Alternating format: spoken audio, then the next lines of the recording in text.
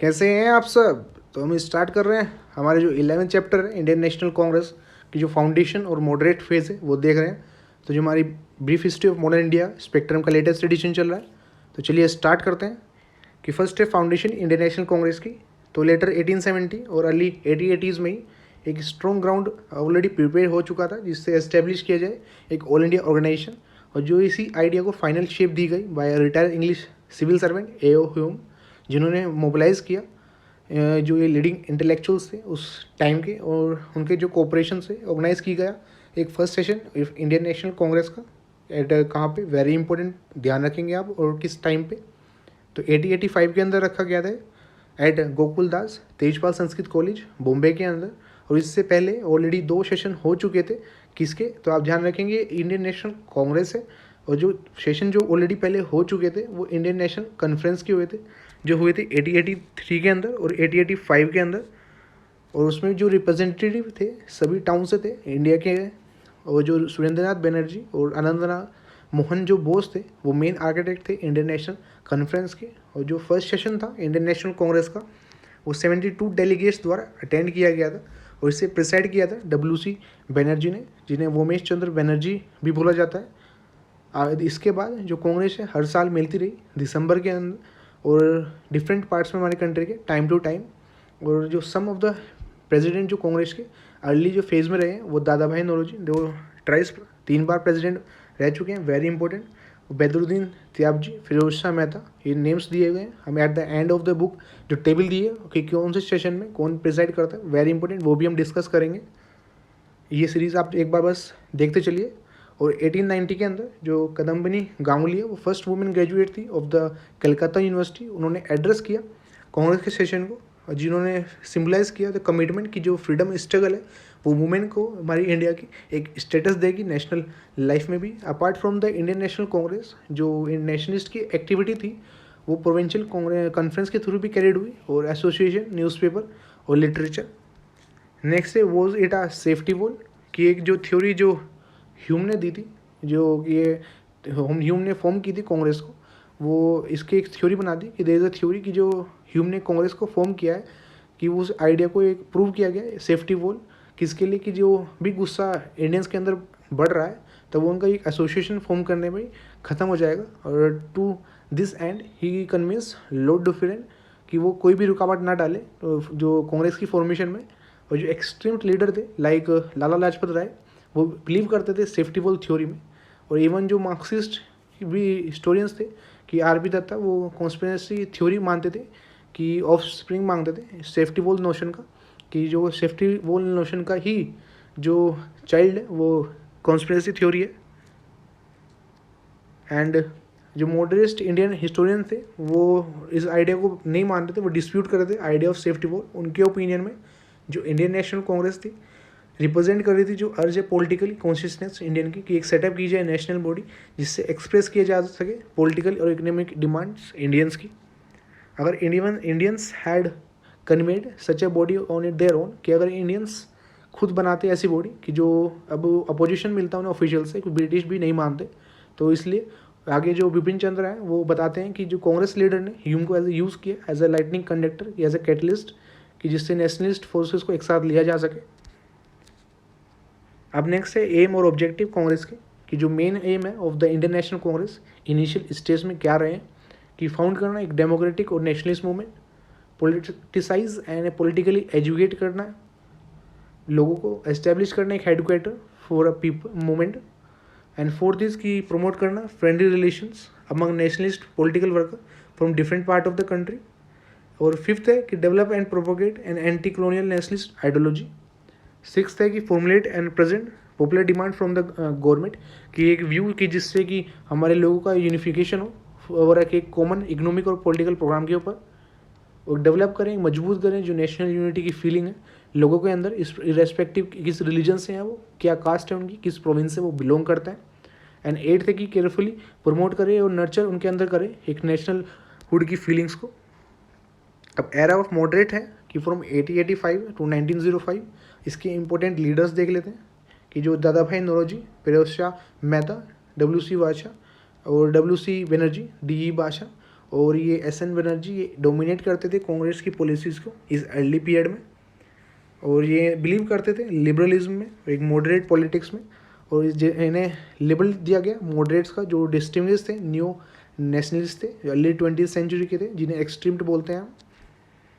अब मॉडरेट की अप्रोच क्या थी कि मॉडरेट कॉन्स्टिट्यूशनल एजिटेशन में बिलीव करते थे with in the confined law, और शो करते थे slow but orderly political progress. और जो मॉडरेट का बिलीव था कि ब्रिटिश बेसिकली जस्ट है इंडियन से, कि वो अवेयर नहीं है रियल जो हमारी कंडीशन है, वो दूर तो करना चाहते हैं लेकिन रियल कंडीशन से अवेयर नहीं है। देयरफॉर अगर एक पॉलिटिकल और पब्लिक ओपिनियन बनाया जाए कंट्री के अंदर and public demand to be presented, कि गवर्नमेंट के सामने अपनी डिमांड रखी जाए रेजोल्यूशन के थ्रू, पेटिशन के थ्रू, मीटिंग के थ्रू, तो जो अथॉरिटी है वो डिमांड को जरूर मानेगी।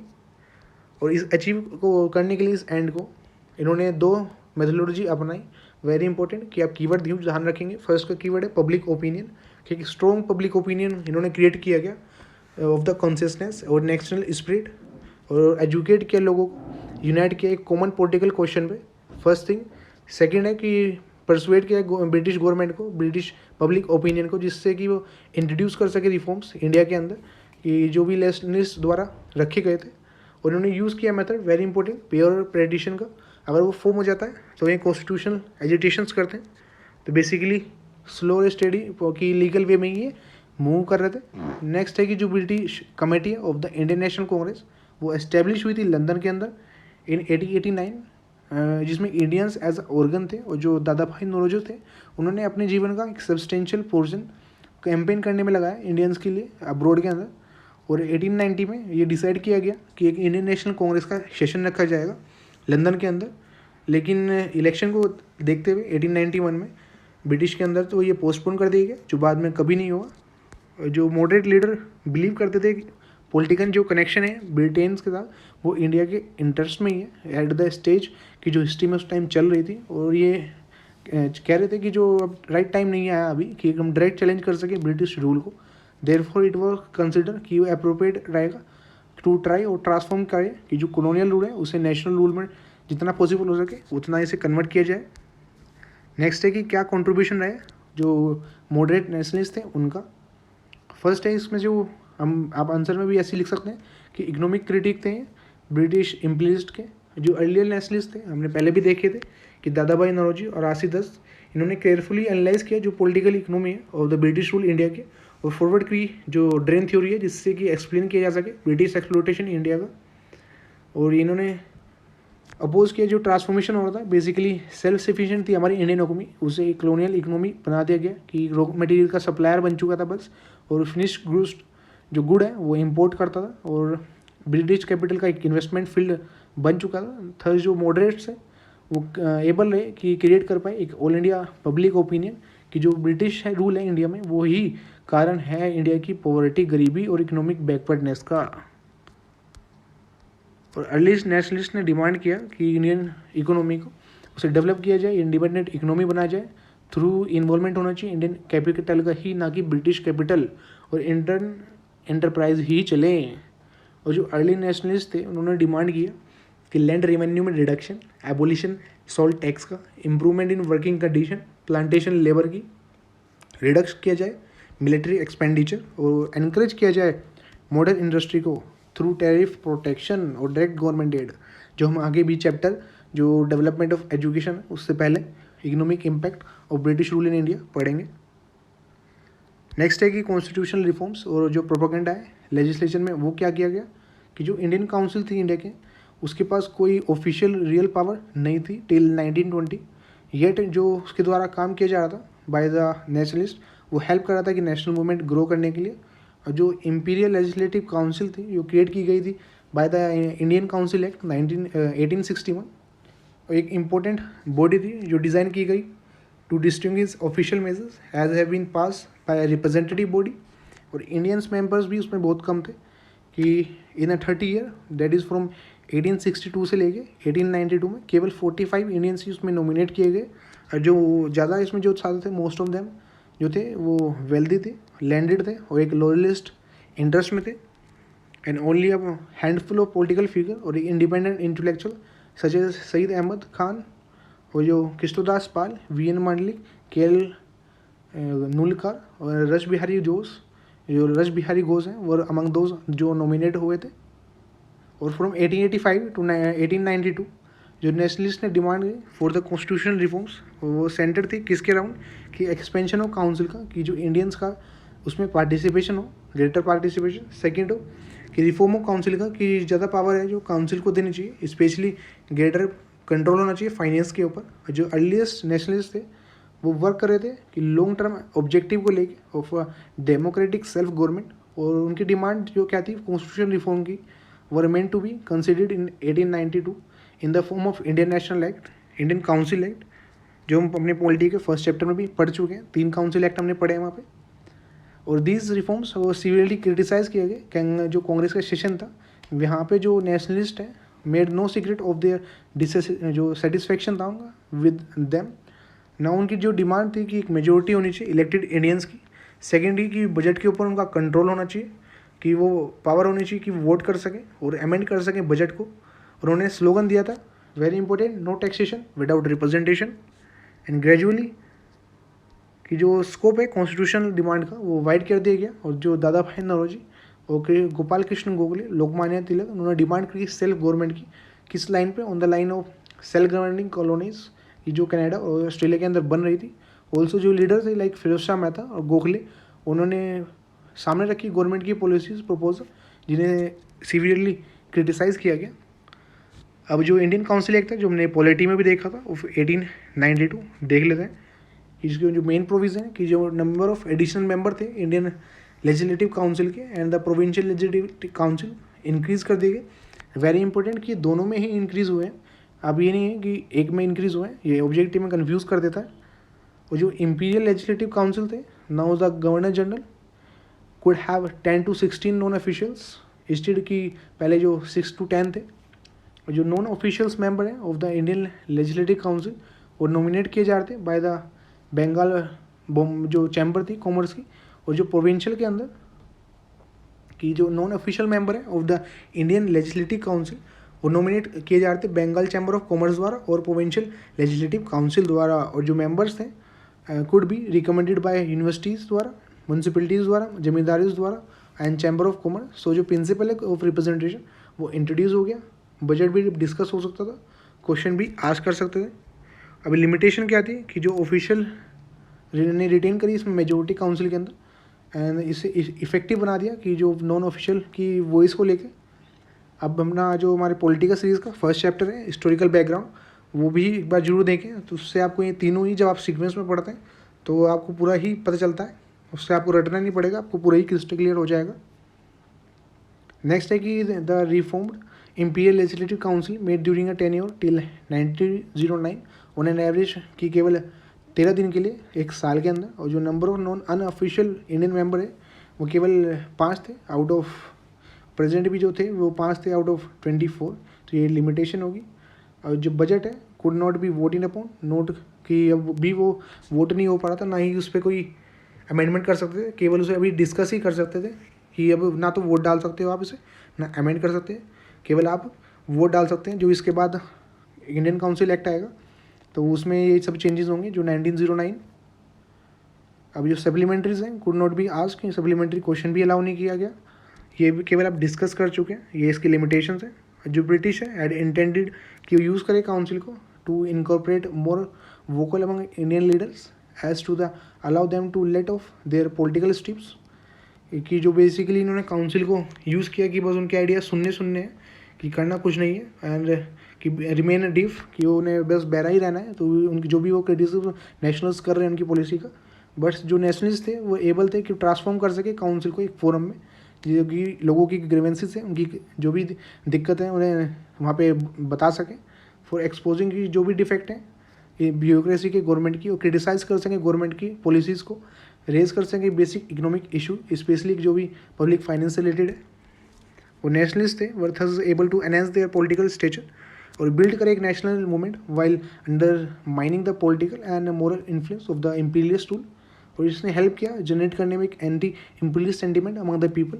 और एट द सेम टाइम जो नेशनलिस्ट फेल्ड हो चुके कि जिससे वो जो अपना डेमोक्रेटिक बेस है वो बढ़ाने में तो फेल हुए मूवमेंट का, by not including masses specially women and not demanding the right to vote for all.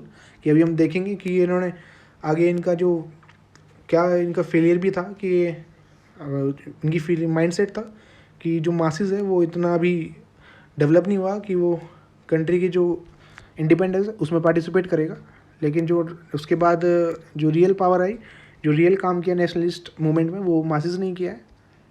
तो अब देखेंगे campaign for general administrative reform कि जो मॉडरेट है उन्होंने कैंपेन किया इन फॉलोइंग ग्राउंड्स पे कि जो गवर्नमेंट सर्विस है उन्हें इंडियनाइजेशन करना चाहिए। ऑन द इकोनॉमिक ग्राउंड पे देखेंगे, पॉलिटिकल ग्राउंड पे देखेंगे, मोरल ग्राउंड। जो इकोनॉमिक ग्राउंड पे कि जो ब्रिटिश सर्वेंट है उन्हें ज़्यादा इम्प्लीमेंट मिलता था, कि ज़्यादा सैलरी मिल रही है इन कंपेरेटिव कि इंडियंस को, कि अगर जो उसी सर्विस में बैठा है जो। और पॉलिटिकल ग्राउंड पे कि जो सैलरीज दी जा रही थी ब्रिटिश ब्यूरोक्रेट्स से, वो अपने घर वापस भेज रहे थे, और पेंशन्स जो कि इंडियन रेवेन्यू से ही पे दी जा रही थी, जिससे कि हमारा इकोनॉमिक ड्रेन हो रहा था of the natural resources. Moral ground पे जो इंडियंस से उन्हें डिस्क्रिमिनेट किया जाता था कि वो by being kept away from the position of trust और रिस्पॉन्सिबिलिटी, कि सेम पोस्ट है लेकिन इंडियंस पर ट्रस्ट नहीं किया जा रहा है, उसे यहाँ पे जो ब्रिटिश है उस पर ट्रस्ट किया जा रहा है। तो ये मोरल ग्राउंड पे डिस्क्रिमिनेशन हो रहा है। सेकेंड उन्होंने कहा था कि call for separation judiciary from the executive, जो हम DPSP का हमारा आर्टिकल भी है, आर्टिकल 50 हम पढ़ते हैं। और क्रिटिसिज्म एक ऑपरेसिव और टायरेनिकल ब्यूरोक्रेसी का, एक्सपेंसिव टाइम कंज्यूमिंग जो जुडिशियल सिस्टम है उसका भी क्रिटिसाइज करते थे। और जो फॉरेन पॉलिसी है उनकी एग्रेसिव, जिससे कि इन्होंने एनेक्सेशन किया था बुर्मा का, जो हमने एक्सपेंशन वाले चैप्टर में भी लास्ट में देखा है। और अटैक किया था अफगानिस्तान में, सेपरेशन ट्राइबल्स का in the north west, and all cost heavily from the Indian treasury, कि जो सभी इन्होंने फ़ॉरन काम किया है लेकिन जो खर्चा जो टोटल एक्सपेंडिचर होता है वो इंडियन से ही हो रहा था, उसको भी क्रिटिसाइज़ किया। कि अब इन्होंने कहा कि इंक्रीज़ किया जा रहा है कि खर्चा किसके ऊपर, निवेश एक्सपेंडिचर किया जाना चाहिए ऑन द वेलफेयर, की जो हेल्थ है, सैनिटेशन है, एजुकेशन है, स्पेशली एलिमेंट्री और टेक्निकली जो एजुकेशन वर्क है, स्पेशली जो इम्प्रूवमेंट है एग्रीकल्चर का। लास्ट इन्होंने कहा था कि डिमांड की जाए for the better treatment for Indian labour जो बाहर ब्रिटिश कॉलोनीज में काम करती है, वेयर जहाँ पे उन्हें एक फेस करना पड़ता है एक रेशियल और डिस्क्रिमिनेशन। नेक्स्ट है जो प्रोटेक्शन सिविल राइट्स की। सिविल राइट में क्या क्या इंक्लूड है कि right to speech, thought, association and free press, and through an incident campaign जो नेशनलिस्ट थे वो स्प्रेड कर पाए modern democratic ideas, and soon जो डिफेंस है ऑफ द सिविल राइट्स एक इंटीग्रल पार्ट बन गया फ्रीडम स्ट्रगल का। और this is due to the increase कि जो भी उनके अंदर कॉन्शियसनेस जागी थी कि ग्रेटर पॉलिटिकल आउटरेट होना चाहिए। कि जो तिलक साहब का जो अरेस्ट हो गया था, जो हमने development of press chapter already upload हो चुका है, वहाँ पे पढ़ा था कि उनको जो शिवाजी की उन्होंने स्पीच की जो उन्होंने आउटरेंसेस थी कि it was due to the increase consciousness there was a great public outreach, जो अरेस्ट किया था तिलक को and several other leaders journalist in 1897, and the arrest at the deportation Natu brothers का बिना ही ट्रेल पे। तो ये सभी चीज़ें जो सिविल राइट्स का हनन हुआ, तो इससे कि लोगों के अंदर जाकर एक फ्रीडम स्ट्रगल का इंटीग्रल पार्ट बन चुका था हमारा जो सिविल राइट है। अब इवोल्यूशन कर लेते हैं, इवेल्यूएशन कि अर्लीस्ट जो नेशनलिस्ट थे, अर्ली नेशनलिस्ट, और अर्ली नेशनलिस्ट ने ग्रेट काम किया था जिससे अवेकन कर सके नेशनलिस्ट सेंटिमेंट को, इवन दो वो मासेस को ड्रॉ नहीं कर पाया था, जो भी ऊपर डिस्कस किया था उनका एक drawback. They represented the most progressive force उस टाइम की, दे एबल रहे कि क्रिएट कर सके एक wide national awakening of all Indians having common interest and need to rely upon a common programme against a common enemy. और उससे भी अब फीलिंग बिलोंगिंग की हम एक नेशन से बिलोंग करते हैं। उन्होंने ट्रेन किया लोगों को एक पॉलिटिकल वर्क के अंदर और पॉपुलराइज किया मॉडर्न आइडियाज़ को। फोर्थ है कि इन्होंने एक्सपोज किया बेसिकली एक्सप्लोटेटिव जो करेक्टर है कॉलोनियल रूल का, बिकॉज हमने देखा इन्होंने ड्रेन थ्योरी दी थी कि जो हमारी की इकोनॉमिक स्थिति है, जो पॉवर्टी है, बैकवर्डनेस है due to the British Empire. और फिफ्थ है कि जो पॉलिटिकल वर्क है वो बेस है on the hard realities not on shallow sentiment, कि जो भी है अपनी बातें रख रहे थे उसका एक स्ट्रॉन्ग बेस था कि नहीं एक शेलो बात है। They were able to establish एक बेसिक पॉलिटिकल विश्वास जाके इंडिया के अंदर, India should be rule in the interest of Indians, कि इंडिया को इंडियंस ही रूल करेंगे। And they created a solid base for more vigorous militant mass based nationalist movement in the year that followed, जो भी आपको ऊपर basically वही point चल रहे हैं। However they fail to widen their democratic base and scope for their demand, कि basically इन्होंने मासिस को इग्नोर किया, कि इसलिए वाइड नहीं कर पाई अपना डेमोक्रेटिक बेस।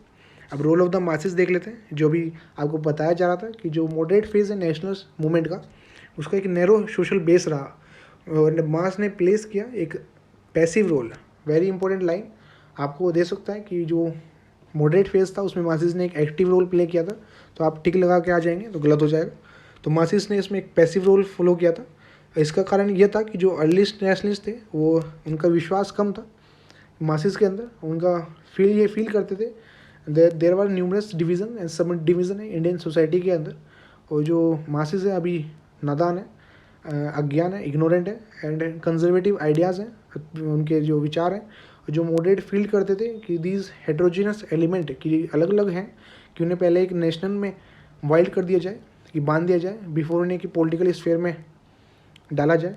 बट इन्हें फेल रहे रियलाइज़ करने से करने के लिए that it was only during a freedom struggle, और जो पॉलिटिकल की पार्टिसिपेशन से ही कि ये जो डाइवर्स एलिमेंट है वो एक साथ आ पाए, कि पॉलिटिकल पार्टिसिपेशन और फ्रीडम स्ट्रगल की भावना से ही इनका जो पॉलिटिकल पार्टिसिपेशन है वो बढ़ पाया। तो ये जो मॉडरेट्स थे वो नहीं जान पाए, वो अपने ही जो फीलिंग्स थी, अपना माइंडसेट है उसमें रहे, and because of the lack of mass participation जो मॉडरेट्स थे could not take militant political position against the authorities. और जो लेटर नेशनलिस्ट आएंगे वो डिफर्ड थे मॉडरेट से प्रिसाइजली इसी पॉइंट पे, कि जो लेटर जो नेशनलिस्ट है उन्होंने पार्टिसिपेशन ऑफ जो मासिस है उसको जोड़ा फ्रीडम स्ट्रगल से, जो मॉडरेट नहीं कर पाए। स्टिल जो अर्ली नेशनलिस्ट थे उन्होंने रिप्रेजेंट किया इमर्जिंग इंडियन नेशन को अगेंस्ट द कॉलोनियल इंटरेस्ट। अब एटीट्यूड क्या था गवर्नमेंट का, जो वो तो अगेंस्ट ही होंगे। जो ब्रिटिश इंडिया गवर्नमेंट थे वो अनफ्रेंडली थे to the Congress from the beginning, despite की जो लेटर मॉडरेट्स के मेथड थे, और एम्फेसाइज किया उन loyalty to the British Crown. जो ऑफिशियल का एटीट्यूड था स्टिफ फर्दर आफ्टर 1885, जब गवर्नमेंट ने कि कांग्रेस की जो भी डिमांड थी उसे मानने से मना कर दिया, और आगे इन्होंने जो सेडिशन उसको बोला था, कि अभी देख लेते हैं कि of the colonial now government resorted to open condemnation, की कांग्रेस की जो भी बातें थी उससे मना कर दिया था, और इसको डिफरेंस था उसने कांग्रेस को बोल दिया था अ फैक्ट्री ऑफ सेडिशन, की जो देश द्रोह होते हैं कि वो उसकी फैक्ट्री बोल दिया था। लेटर जो गवर्नमेंट थी उन्होंने अडोप्ट किया डिवाइड और rule policy toward the Congress, and official ने इंकरेज किया जो रिएक्शनरी एलिमेंट थे लाइक जो सर सईद अहमद खान थे और राजा शिव प्रसाद सिंह थे बनारस के, कि वो ऑर्गेनाइज करें यूनाइटेड इंडिया पेट्रियोटिक एसोसिएशन, जिससे वे काउंटर कर सकें कांग्रेस के प्रोपोगंडा के जो इन्होंने बिकॉज उन्होंने यूज़ कर दी गवर्नमेंट डिवाइड और रूल की policy. Government also try to divide the nationalist, किस बेसिस पे, धर्म के बेसिस पे। एक पॉलिसी ऑफ कैरेक्टरिस्टिक जो हम आगे भी पढ़ेंगे, कि जो मोंटे मिल्लो रिफॉर्म्स है उसके बाद जो 1990 का रिफॉर्म है उसमें पढ़ेंगे कैरेक्टरिस्टिक्स। तो गाइज लास्ट में कि but the government fail to check the rising trend, जो भी टाइड आ रहा था नेशनलिस्ट की फीलिंग इतनी स्ट्रॉन्ग थी कि गवर्नमेंट उसे नहीं भाग पाई, बस वो अपनी उसे दबाने में ही लगी रही, ना कि एक मिल के एक सोल्यूशन फाइंड किया जाए। अब नीचे समरी है जो हम ऑलरेडी पढ़ चुके हैं, फाउंडेशन इंडियन नेशनल कांग्रेस की फर्स्ट सेशन 1885। समरी भी आप वेरी इंपॉर्टेंट होती है, ध्यान रखें। अर्ली नेशनलिस्ट की जो मेथोडोलॉजी थी हमने देख चुके हैं कि दो ओपिनियन मतलब दो पे काम किया था उन्होंने। पब्लिक ओपिनियन जो कीवर्ड आपको देखा था, सेकंड कि ब्रिटिश गवर्नमेंट को बोला जाए कि रिफॉर्म करें on the ideas of the nationalist, contribution moderate nationalist का इकोनॉमिक क्रिटिक में देख लिया, रिडन थ्योरी दी थी कॉन्स्टिट्यूशन रिफॉर्म में, हमने जो काउंसिल एक्ट पढ़ा। थर्ड है कि campaign for general administrative reform, वो भी देख चुके हैं। डिफेंस सिविल राइट्स का कि फंडामेंटल स्ट्रक्चर का पार्ट बन चुका था कि राइट टू स्पीच, और उसमें हमने पढ़ा है लाला लाजपत राय की जो अरेस्ट है। अब नेक्स्ट चैप्टर में हम देखेंगे कि इंडियन